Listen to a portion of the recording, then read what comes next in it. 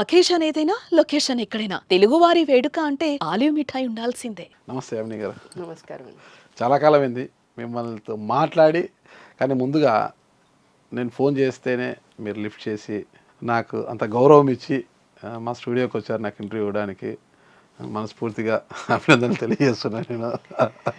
Thank you. ఒకటి మీరు journalist కాబట్టి జర్నలిజం పైన నాకున్నటువంటి గౌరవం అనుకోండి. అలాగే సుమన్ టీవీ కూడా ఒక ప్రత్యేకత ఉంది, ప్రాధాన్యత ఉంది కాబట్టి అలా మీరు కూడా నాకు వ్యక్తిగతంగా తెలుసు కాబట్టి thank you ma'am, thank you.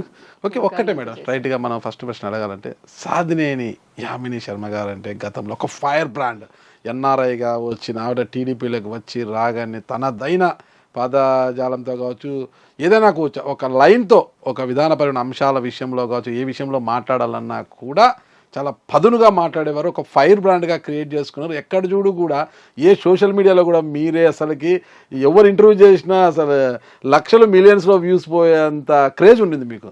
అలాంటి సాధినేని యామిని గారు ఎందుకు సైలెంట్ అయిపోయారు ఈరోజు?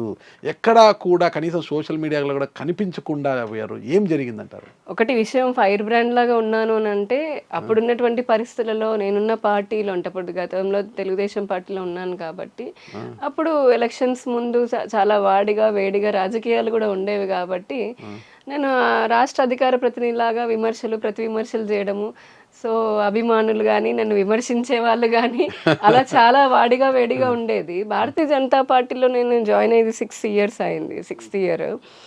అంటే మనమున్న పాత్రని ఇప్పుడు నీరు లాంటి వాళ్ళం రాజకీయ నాయకులు అని అనుకుంటే కనుక ముఖ్యంగా నేను అధికార ప్రతినిధిలాగా ఉన్నప్పుడు ఎక్కువగా మీడియా ప్రెస్ మీట్లు పెట్టాలి, డిబేట్లలో ఉంటాము, చాలా అంటే మీడియాతో అసోసియేట్ అయ్యి ప్రజలకు ఎక్కువ కనిపిస్తూ ఉంటాం.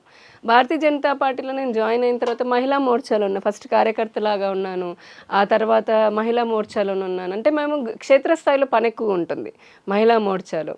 ఆ తర్వాత రీసెంట్గా నేను మళ్ళీ ఇక్కడ ఈ పార్టీలో అధికార ప్రతినిధిని అయ్యాను.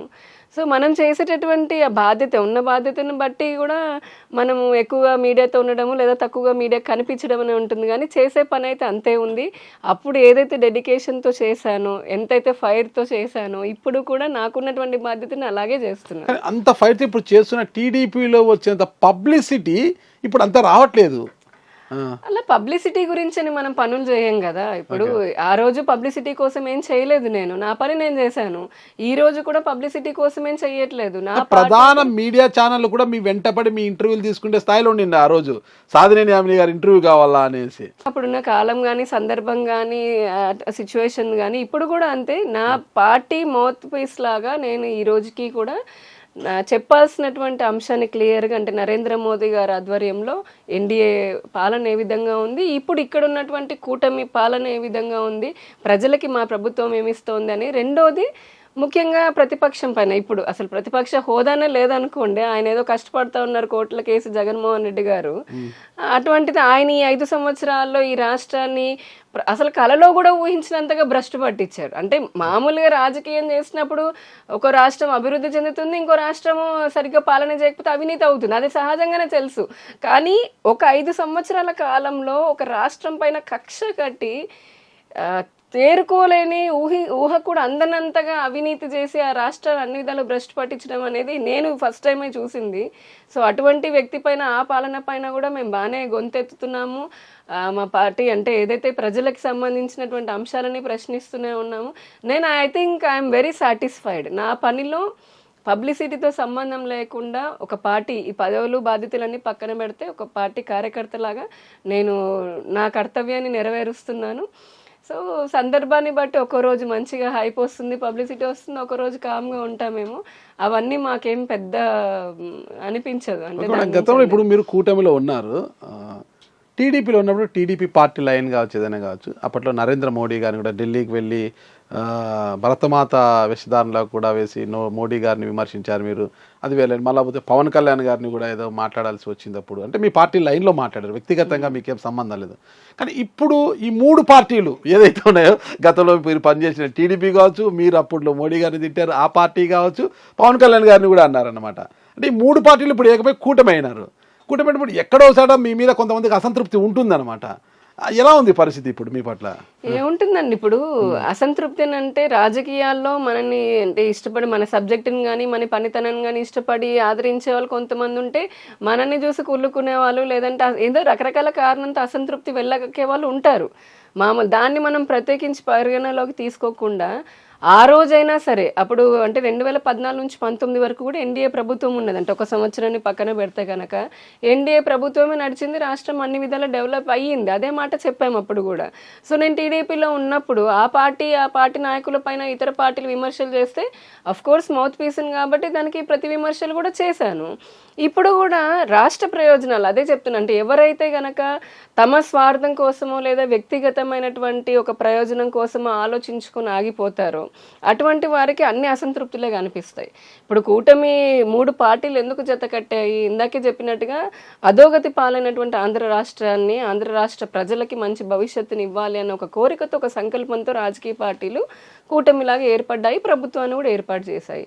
సో రాజకీయ పార్టీలైనా రాజకీయ నాయకులమైన మేమైనా సరే మాకు కూడా ఉండే ఆకాంక్ష ఏముంటుంది, ఈ రాష్ట్రం బాగుపడాలి, మేము రాజకీయాలు ఉన్నాం కాబట్టి మా వంతు సహకారం దానికి అందించాలి. ఈ రాష్ట్రము బాగుపడాల్సిన పద్ధతిలో మేము కూడా ఒక చిన్న సమిధల్లాగా మేము చేయగలిసిన పని చేయాలనుకుంటాం. అభివృద్ధి చేశామంటున్నారు కదా, అభివృద్ధి చేశాను కాబట్టి వెల్ఫేర్ బాగా చేయగలిగాను, గతంతో పోల్చుకుంటే జీడిపి నా హయాంలోనే పెరిగింది, 2 ఇంతలు పెరిగిందని కూడా ఆయన స్టేట్మెంట్ ఇచ్చారు కదా, ఎన్నో పరిశ్రమలు తీసుకొచ్చాము అంటే వినేవాడు ఉంటే చెప్పేవాడు ఎన్నైనా చెప్తాడు, నమ్మేవాడు ఉంటే ఏదైనా నమ్మిస్తారు అనడానికి. ఆయన నిజంగా వెల్ఫేర్ అంత బాగా చేస్తుంటే నేను 132 సార్లు 236 సార్లు బటన్ నొక్కి అని చెప్పన్నప్పుడు ప్రజలు బటన్ నొక్కి ఏం రిజల్ట్ ఇచ్చారు? 11 సీట్లలో కూర్చోబెట్టారు. అది నేను ఇచ్చింది కాదు కదా, మీరు ఇచ్చింది కాదు కదా, ప్రజలు. అంటే ఆయన చెప్పుకున్నటువంటి ఘనకార్యంగా చెప్పుకున్నటువంటి వెల్ఫేర్ అనేది అయితే ఉందో అది కూడా ప్రజలకి పూర్తిగా చేరలేదు. ఆ చేరే క్రమంలో చేరిన కొంతలో కూడా అవినీతిమయము, మూడోది అప్పులతోటి. ఇప్పుడు ఆంధ్రప్రదేశ్ ప్రజలు చాలా విఘ్నత కలిగిన వారండి. వాళ్ళకి పొలిటికల్ అవేర్నెస్సే కాదు, రాష్ట్రం పైన విపరీతమైన ప్రేమ. అందుకనే మన పొట్టి శ్రీరాములు గారి దగ్గర నుంచి మనం పోరాడి తెచ్చుకున్నటువంటి రాష్ట్రం ఇది.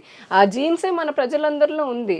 మనం ఏదో అంటే మూస పద్ధతిలో ఏం జరుగుతున్నా నాకెందుకు అనేది అనుకునే ప్రజలు కాదు ఆంధ్రప్రదేశ్లో. కాబట్టి వాళ్ళు చూశారు, నాకు ఒకసారి ఛాన్స్ ఇవ్వండి అన్నారు, నిన్న అతని మాటలు నమ్మారు, నవరత్నాలు అన్నారు, నమ్మారు, చూశారు. ఇంకా చాలు బాబాయ్ ప్రపంచంలో అంటే జీవితంలోనే ఇటువంటి పాలన వద్దనుకున్నారు. సైలెంట్ ఓటింగ్ జరిగింది. మీకు తెలుసు కదా, మీరు చాలా షోలు చేస్తూనే ఉంటారు ఎలక్షన్ టైంలో. ఎంత సైలెంట్ ఓటింగ్ జరిగింది. ఆయన నమ్ముకున్నటువంటి సంక్షేమ పథకాల లబ్ధిదారులు ఎవరైతే ఉన్నారో వాళ్ళని అట్టేట ముంచారు. ఎందుకనంటే వాళ్ళు కూడా రియలైజ్ అయ్యారు, ఇలా అప్పులు చేసి అవినీతి చేసి సంక్షేమం అనే పేరుతోటి మమ్మల్ని బానిసలను చేసుకుంటున్నాడు, బద్దకస్తుల్ని చేస్తున్నాడు. ఈ పూట నాకు అన్నం కడుపు నిండడం ఎంత ముఖ్యమో దీంతో పాటు రేపు నా భవిష్యత్తు, నా పిల్లలు ఎవరైనా అలాగే అనుకుంటాం కదా, వాళ్ళ భవిష్యత్తు కూడా చూడాలనుకుంటారు. సో అది చూసారు ఆంధ్రప్రదేశ్ ప్రజలు. సుమన్ టీవీలో మీ పర్సనల్ అండ్ బిజినెస్ ప్రమోషన్స్ కోసం కింది నెంబర్కి కాంటాక్ట్ చేయండి.